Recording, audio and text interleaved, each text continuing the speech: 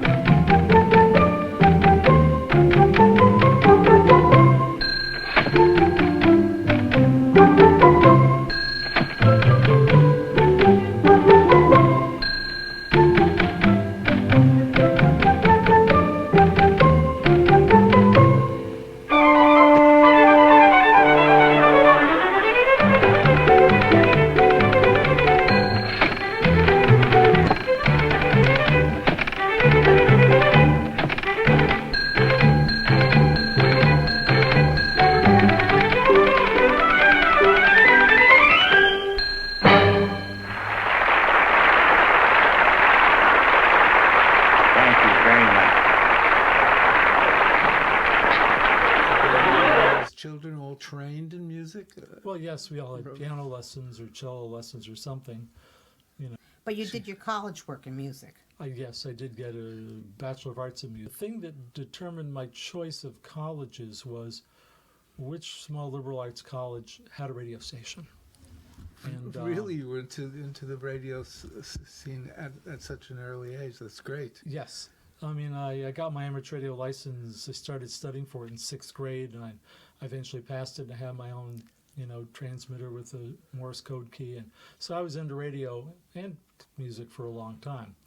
And so, yes, in college, I was general manager of the student radio station for 2 years, and it wasn't that many years after I got out of college that I was, in 1982, became manager of WMNR, which had converted from being a high school station to an all-classical station, and it did briefly run NPR News from 1982 to 1984. And I've been fortunate to be there ever since. We've grown, added news stations covering most of Connecticut and a few parts of New York State. But the thing that I enjoy about WMNR is that while it is 90% a classical station, and with some jazz and big bands on a Saturday night, it's a kind of station where even during a classical music program you could play maybe a Broadway song, one Broadway tune, or maybe something a little lighthearted. Oh, it's very diverse. The like a programming Leroy Anderson composition. it's or Robert wonderful for Farnon. that reason. That it adds color and vitality to the work. That you're not pigeonholed into one particular kind of music. Now, we're not as colorful as WPKN is. I don't think anybody could be as colorful as WPKN. But both stations are public stations, right? Where the money's coming from the From the public. listeners. But anyway, it's fun to be at a station that... There's nothing wrong with light music. We've had wonderful light composers all through the ages, and particularly American composers. You would call Gershwin, and your dad fits in as an equal with Gershwin or Victor Herbert or the people who wrote lighter music. What are some of the songs that your dad is so well known for? Well, some of the works that he's well known for, they weren't actually songs. He wrote short orchestral works about 3 minutes in length, some of which became so popular that words were secondarily added to them.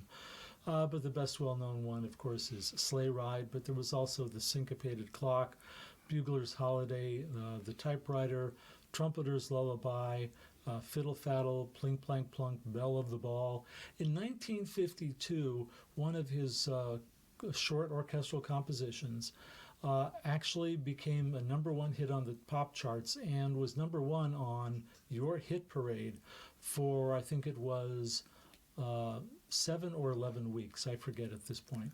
And Blue Tango is a great piece, and words were later added to it, but it's just a short, fun little bluesy sort of a number. Well, my dad actually went to Harvard and got his 2 degrees in music from there. Would have gotten a third, but he didn't in languages, but didn't finish it. He was a PhD dropout. But he had made arrangements of some music that the Boston Pops played, and so he got to know Arthur Fiedler professionally, and so the Boston Pops with Arthur Fiedler premiered the first few works my dad wrote.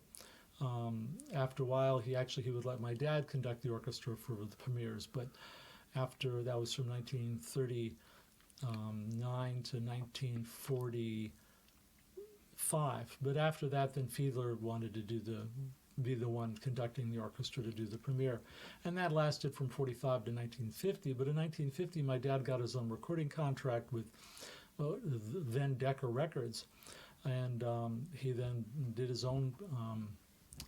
Gave his own world premieres right when he, after the first recording was the first performance of many of them.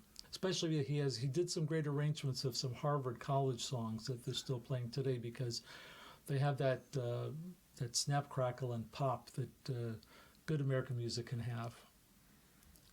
Well, many people ask me, do I write music? Because my father was a famous composer, and they think it's genetic, being a good composer. I said, well, did you know that Mozart had a son?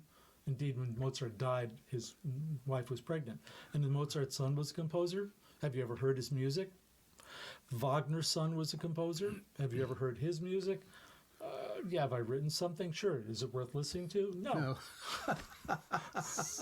Okay, so it's genetic, not really. Not really.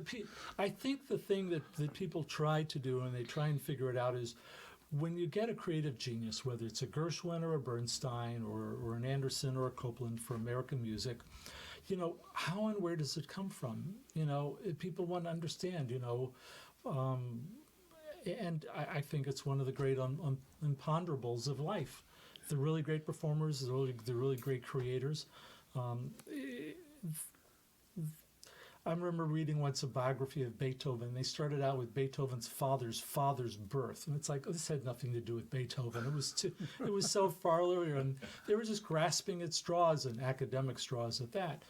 And when you get a musical genius, whether it's a performer or whether it's a creator, songwriter, or composer, we're just fortunate to have them and to be able to play them. And it's great to have stations, public radio stations, listener-supported stations like WPKM, where you hear all sorts of great stuff you just never hear elsewhere on the internet or anywhere. That's pretty sad, really. Well, it's true. Yeah. And when you think of what's happening today to music, it's pretty important to have these stations and nurture the quality of the music that we know is solid and true and sincere. Of course, if you're listening to us right now in WPCAM, we're preaching to the choir, so I guess they understand.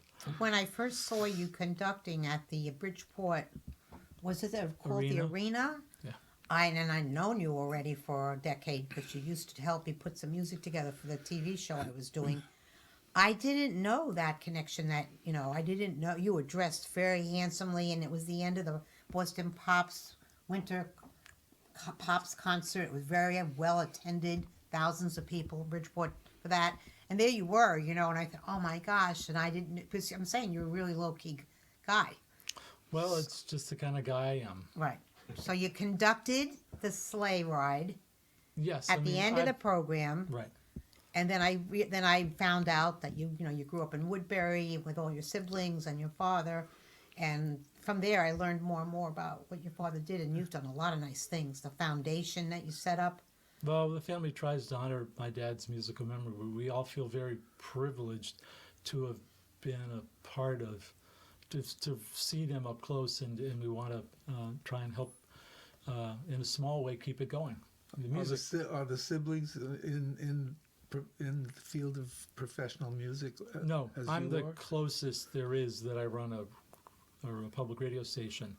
My brother in Vermont works as an outdoor educator, and my sister in Connecticut is a retired newspaper writer and editor.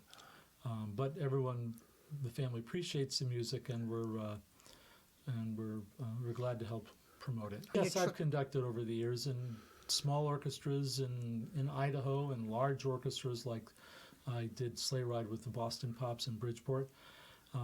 Whether it's a couple of hundred people or a couple of thousand in the case of the Boston Pops, it's great. It's great music, and whether it's a professional orchestra, an amateur orchestra, there's something that I say in many concerts that I conduct, which is there are many composers that have written serious music, and some have done it quite well. But there are very few composers that have written music that can make you smile. And I'm proud to say that my father did that quite well.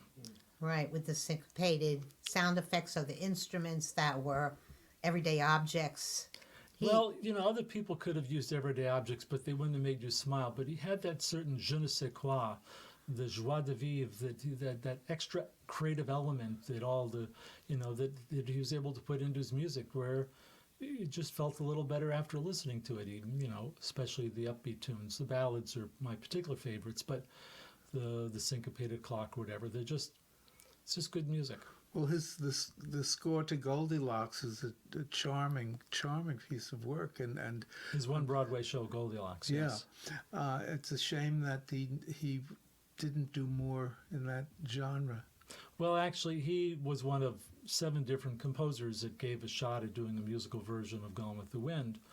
Eventually, Harold Rome did it, and he did write 2 or 3 songs, and I did include those songs on the DVD of as an extra on the DVD of the PBS Once Upon a Sleigh Ride PBS documentary.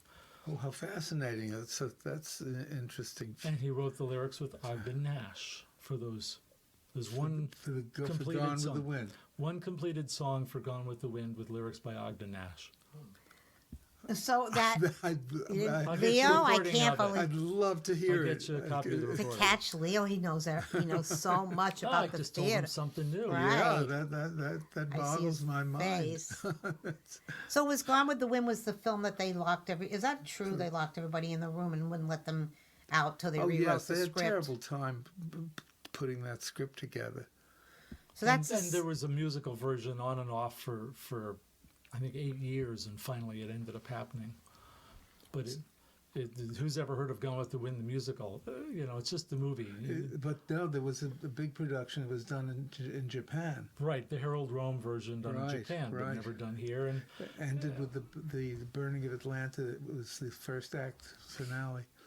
But it's so he did the one Broadway show and one short piano concerto, but otherwise he wrote 53-minute compositions, and it was all about quality, not quantity. Mm-hmm.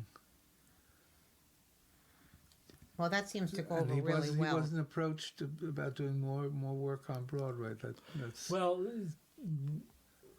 Yeah, actually, he was originally pegged to do the music for Wonderful Town. Really? But they didn't like it, and so they pulled it and got Bernstein, Camden, and Green instead. Well, it was nice. They came up with a nice piece of work, but it would be very fascinating to hear what you did. Well, he loved Broadway musicals. He saw many a New Haven Schubert Theater tryout. In those days, everything tried out. Everything tried out in Schubert and Haven. But he did leave a great legacy of what he did do, and well, we're great. all very thankful for Well, that. if you go online, a lot of this information that Kurt's talking about, this nice websites that right, talk, LeroyAnderson.com. it was wonderful. Yeah.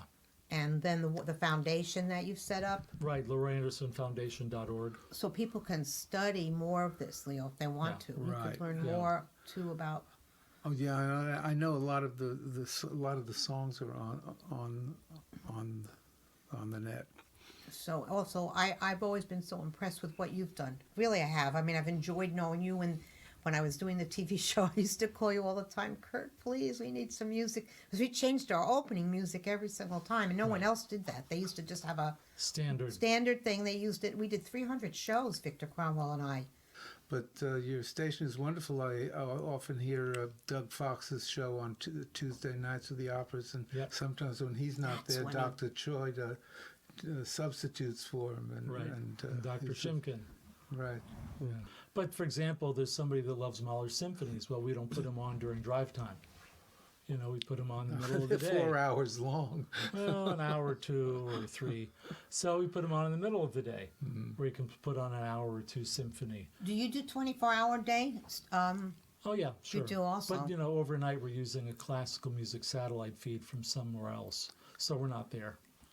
But it keeps the music going. They pretty much peak, and we get the ratings reports to look at them. They pretty much peaks at 8 o'clock. It's pretty much the same thing from 8 a.m. to, say, 5 p.m., and then it goes down. It goes down at night.